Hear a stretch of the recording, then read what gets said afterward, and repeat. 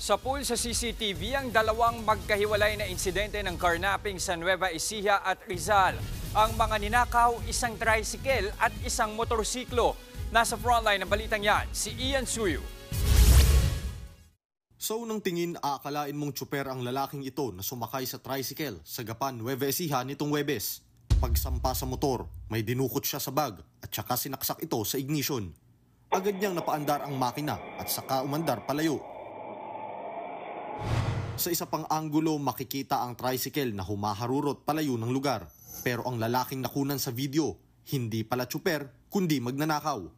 Kaya naman laking gulat ng tunay na may-ari ng tricycle nang paglabas sa bahay ay wala na ang motor niya.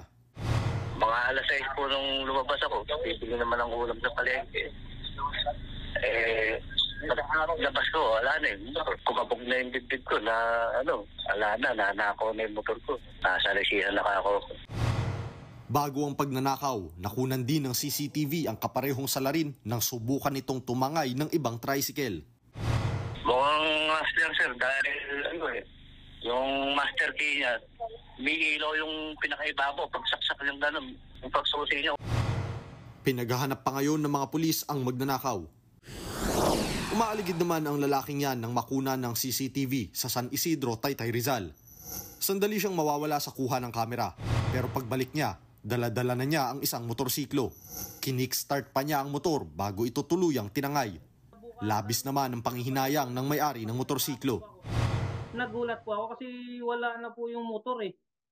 Kaya nagsabi ako sa asawa ko at sa nanay ko na wala motor ko. May camera naman dito sa kapitbahay namin.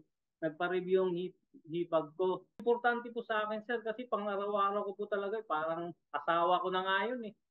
Kasi mahirap po talaga magbiyahe sa araw-araw sir. Kasalukuyang pinaghahanap ang salarin at tinangay na motor.